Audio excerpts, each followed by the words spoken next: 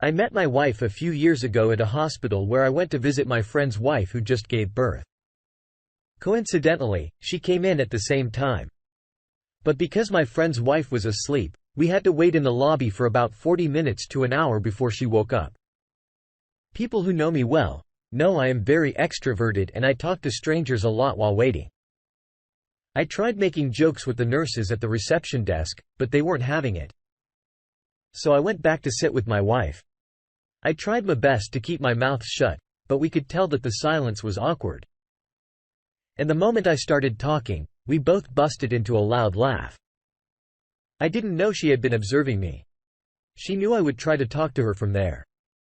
We talked for almost an hour until a nurse came to tell us my friend's wife was awake and we both went in to see her and her baby.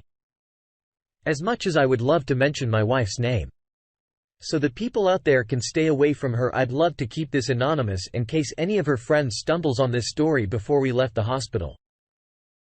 That day, I got my wife's number and we started talking. I also followed her on Facebook and we chatted there all the time. She was gorgeous and I loved almost everything about her. As of the time we met, she was working at a veterinary shop and I worked for a construction company. We used to hang out whenever we were free since we were both single and slowly grew fond of each other. One of the reasons I loved my wife was that she was always seeking new ways to improve herself. She read self-help books all the time and listened to all of those personal development podcasts and the rest. Honestly, she also helped me build the habits of reading books and trying to become better. And it made me glad to have a partner who cared about my growth. Fast forward to some months later, we got so close and we always told each other about what happened during work. Even without meeting my colleagues at work, she knew their names, roles, and everything that happened during work hours. The same applied to me. I knew everyone's name in the vet clinic. She worked at including the names of the animals that came in daily and those that returned. I was sure she was the one for me at that point. And I asked her out when she said yes. I asked her to move in with me so we could begin to plan our lives and future together. And she did. She moved in with me and we became a super couple. I loved her so much that I did everything for her. In fact, I didn't let her contribute to paying rent because I felt it was my responsibility to take care of her. I bought her whatever she wanted and we went on many fancy dates together before I met my wife. I had been in 3 different relationships, but they all cheated on me and none of my exes cared about me like my wife did. So I believed she was the one for me in less than 3 months of dating. I met her family and she met mine too. Our families knew we were dating each other and we were pretty serious too.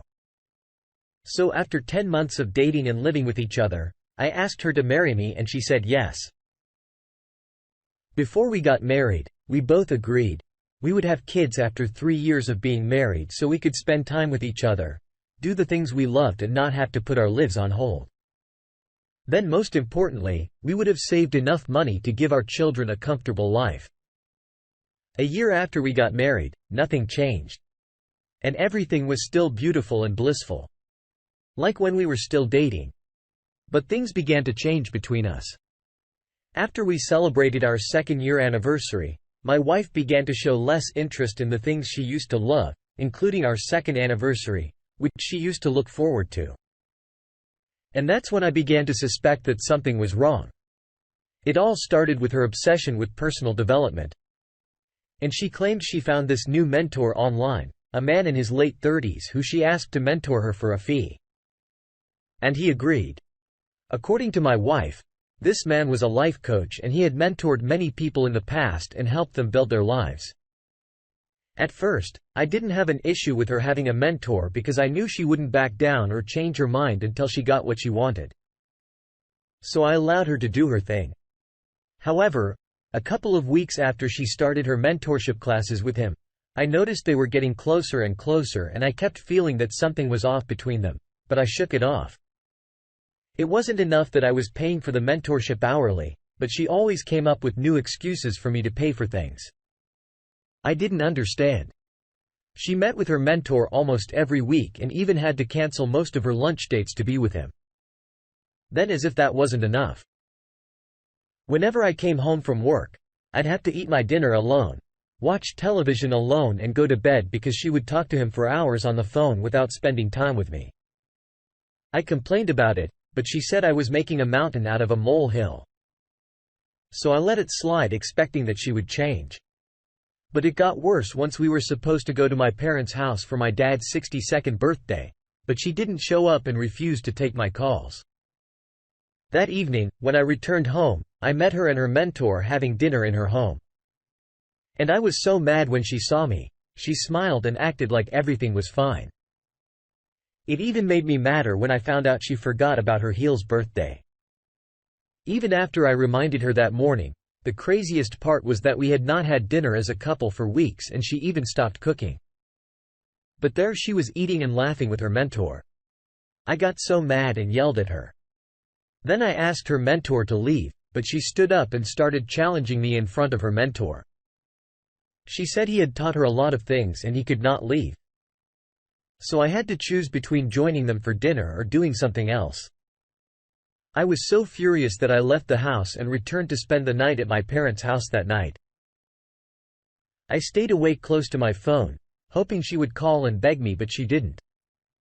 And that was when I was forced to look up her mentor online.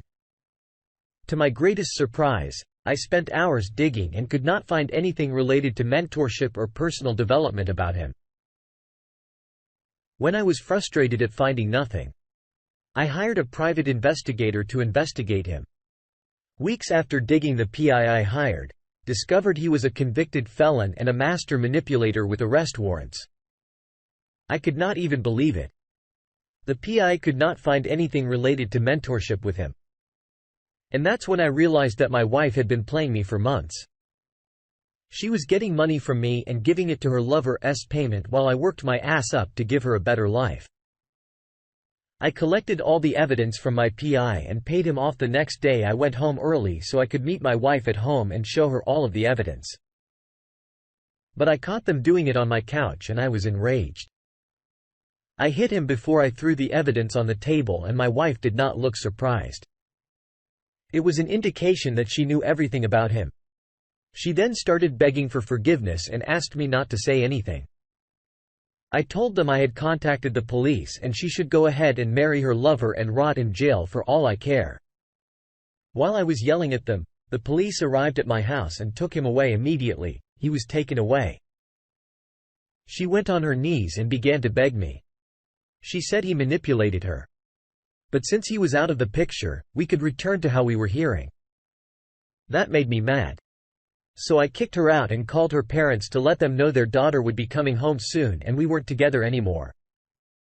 Months later, we divorced and we went our separate ways until the last 6 months.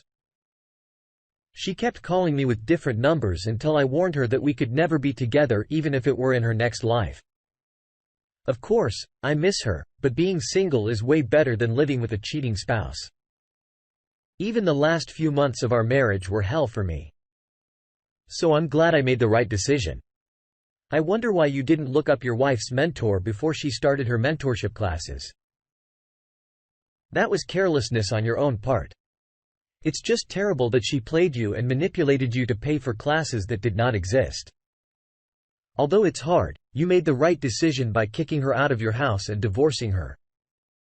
Such a woman does not deserve second chances because she would have cheated on you again. Even if you forgave her, it's even more disturbing that she didn't show any remorse when you showed her the pieces of evidence, but most importantly, she is no longer in your life. Thank you for sharing with us. Now, let's get into our second story for today. My wife and I fell apart after 2 years of marriage. My wife and I started dating around 2020. After the coronavirus struck the world, she had lost her family of 3 to the virus. And as her closest family friend, I had no other option than to take her in. I lived in a 2-bedroom apartment. One was my bedroom and the other was my office because I was already working remotely for a top freelancing platform whose name I would be withholding, and I had to move my office to my bedroom so she could sleep in the second room when she moved in. She was grieving, always moody and almost depressed.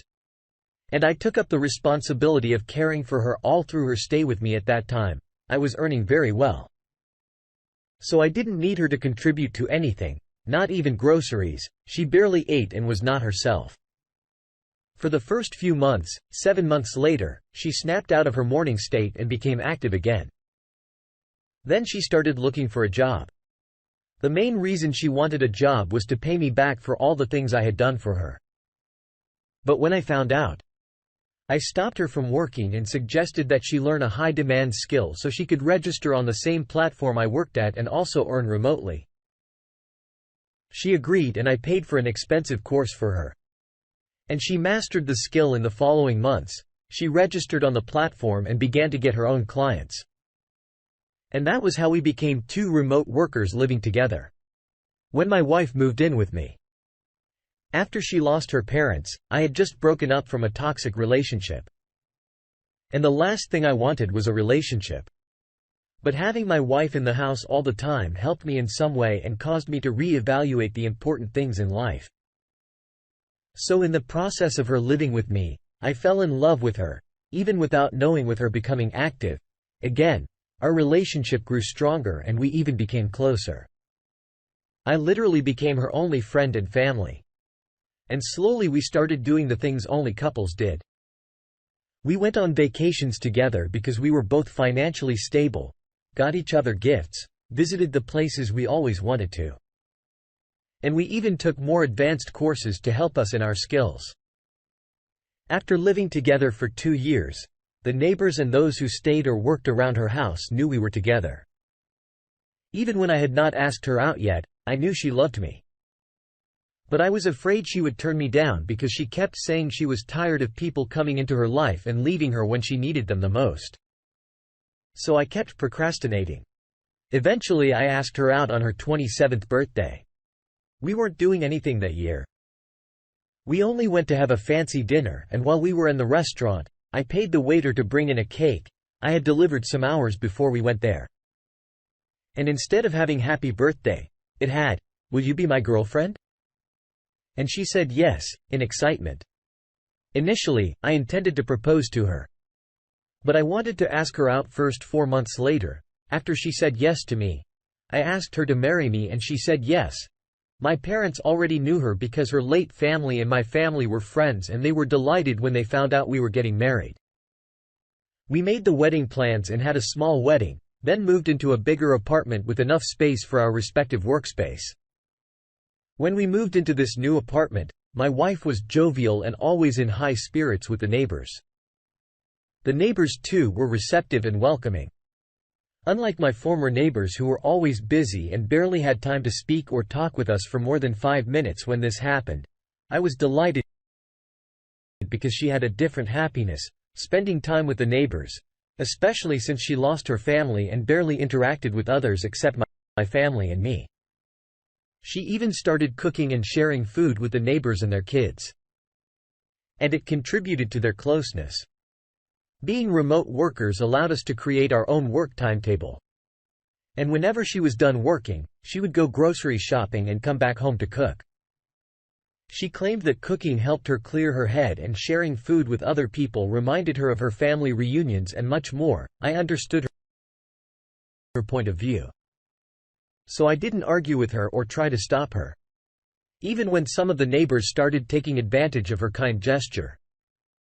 Aside from the food, some neighbors began to ask for financial assistance, which we helped whenever we could. And there was this 80-year-old man who asked if she could help him cook on some evenings and clean his house too, since he had no family living with him. So when my wife told me about it, I reluctantly agreed, and she'd go over to his house twice a week to cook and clean. About a month after she started cooking and cleaning for him, I noticed she went there almost every evening except on weekends. This was more often than their initial agreement. But I thought everything was okay. Then one day I was in my apartment watching television. When I heard a knock on the door, I knew it was unlike my wife to knock when she had her keys. So I opened the door and realized it was our neighbor she cooked for. When I saw him, I thought he had come to thank me and my wife for her help. But he looked somewhat disturbed when he sat, and I asked him if everything was okay. He first said, "Son, I want your wife to stop coming over to my house because she is having an affair with my renter." Then he stopped and looked at me. I was shocked to hear that and didn't know what to say. I asked him if he was telling the truth and he admitted that he had no reason to lie. When we were having this discussion in my apartment, my wife had gone grocery shopping to cook the next day. So she wasn't at home. I didn't want to believe the old man, but like he said, he had no reason to lie and it made no sense for him to lie against my wife. So in the end, I asked him if he could show me something to prove that he was telling the truth, and he promised to make a video and send it to me when next she came over, which would be her last time visiting his house. That evening, when my wife came back, I didn't mention anything to her. I just acted like everything was fine and I didn't say that the old man came over when she was away. The next evening, she told me she was going there as usual and I pretended to not pay any attention and acted like I was engrossed with my work.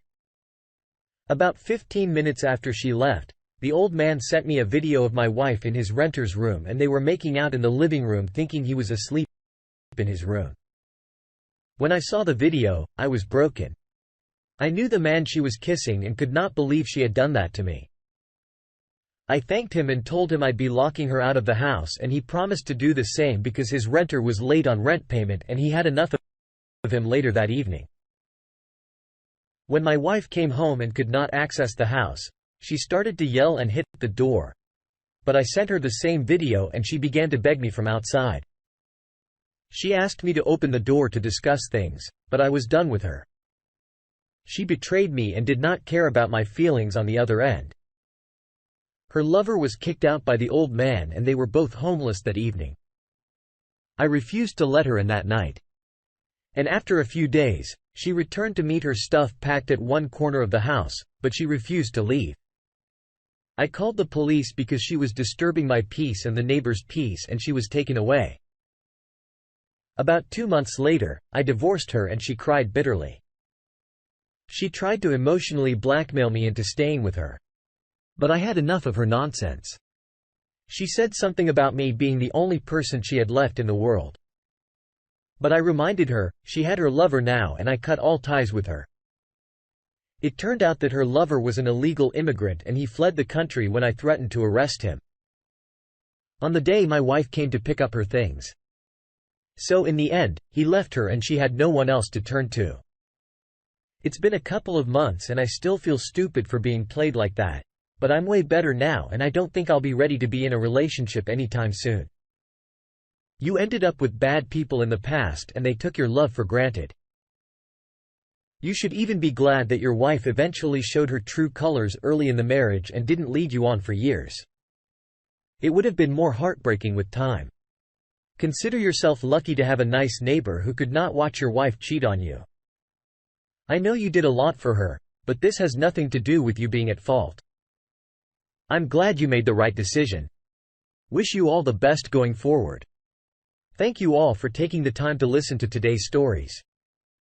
If you enjoy listening, please feel free to like and subscribe if you haven't already. Also comment below with your thoughts on what happened. If there is a story you would like to share with me about your own situation or someone else